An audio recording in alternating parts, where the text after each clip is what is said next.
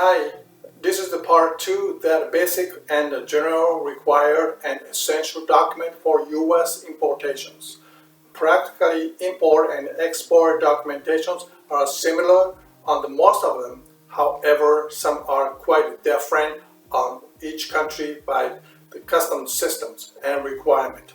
I would say U.S. customs are number one of the strict country in the importation regulation in the world.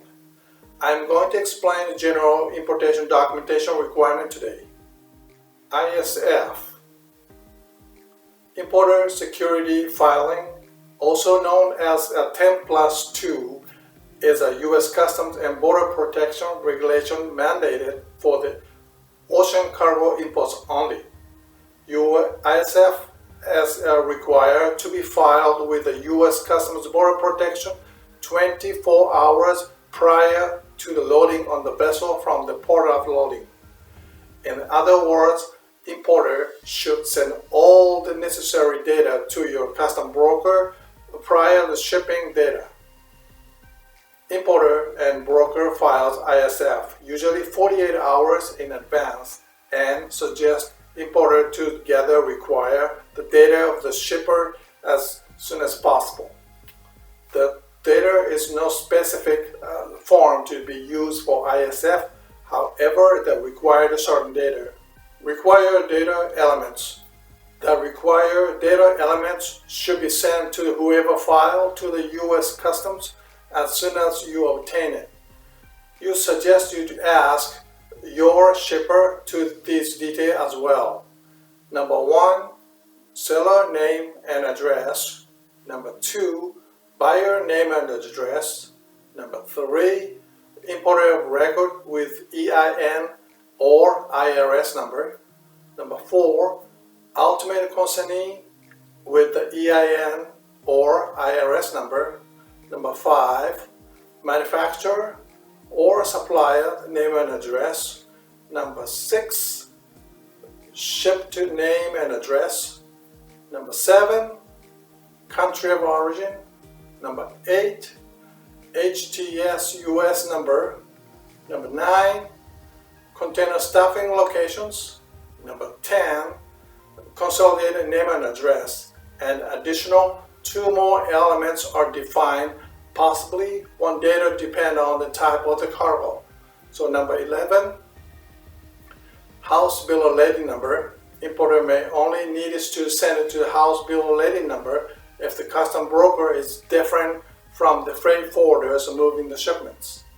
Number 12, master bill of lading number. The freight forwarder moving the shipments will have this number. Commercial invoice. Commercial invoice is the first official documentations when the commodity is about to get ready before shipping. If the importer agree with all the information on the pro forma invoice, commercial invoices will be the same as the pro forma invoices as well. If any of information change on the pro forma invoice, such as quantity of the goods, type of the packaging, prices, etc., commercial invoice has to be revised based on the changes. Commercial invoice has to show the type of commodity, the piece count, unit price, and total value of the goods. In addition, that is the proof of sales agreement. All the other requirement documentation needs to be prepared based on the information of commercial invoices. For example, all the information for the bill of lading, insurance policy, the certificate of origin must be matched with the information that's provided commercial invoices to avoid any problem during import process, such as some of the information all about mentioned on the commercial invoices as the port of loading, origin country, which commodity is produced partially or fully, origin of the goods, port of discharge of destinations, city, unit prices of the goods, total value of the commodity and Incoterm, and unit prices of each items must be shown of the commercial invoice. Enable custom entry the destination as calculated as the duty amount correctly. Packing list. Packing list, including quantity, description, and weight documents, help the custom broker during the custom entry process and the carrier to determine the piece count. Certificate of origin.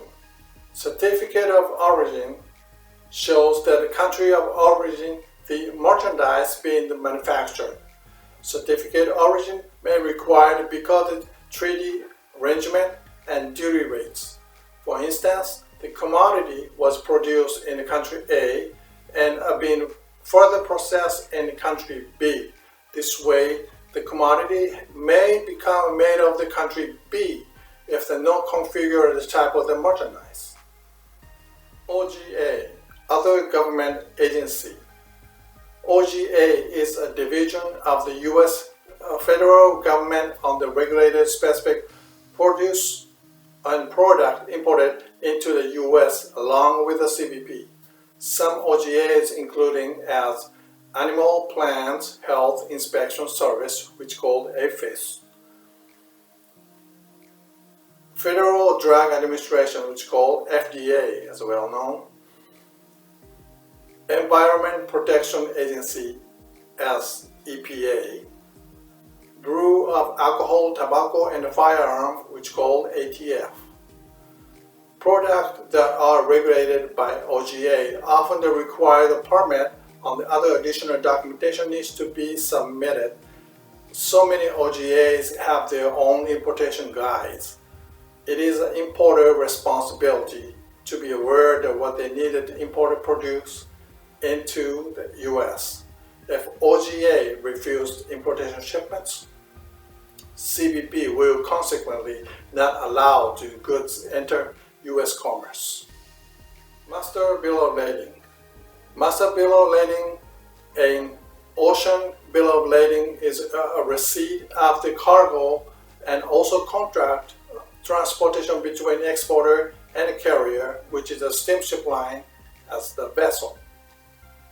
House Bill of Lading.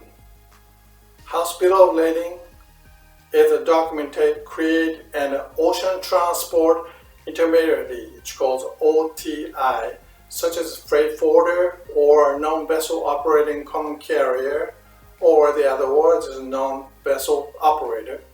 Document is an acknowledgement of the receipt of the goods that are to be shipped. It is issued and is supplied once the cargo has been received and may be used in the lieu of letter of credit or in lieu of the Master Bill of Lading, House Bill of Lading, including the name of the address and the supplier, who delivered the shipments to the freight forwarder and the consignee, who the freight forwarder delivered the shipments to, and documents also including specific information as the shipments and the value of the shipment's contract. Arrival notice.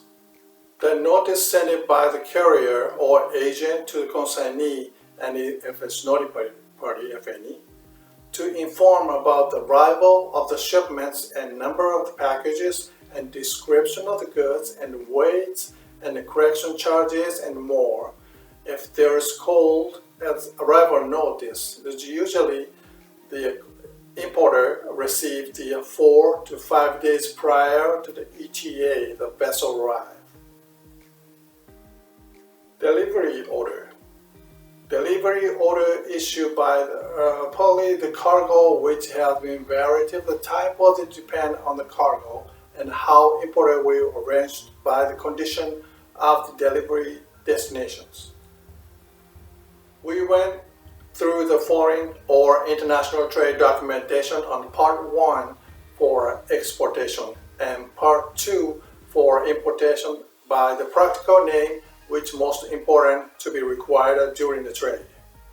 There are many other documents require the variety of the cargo type, how to be arranged on each case, and I am strongly recommend to you to consult with your compliance for your shipments before the unnecessary extra charges to be occur.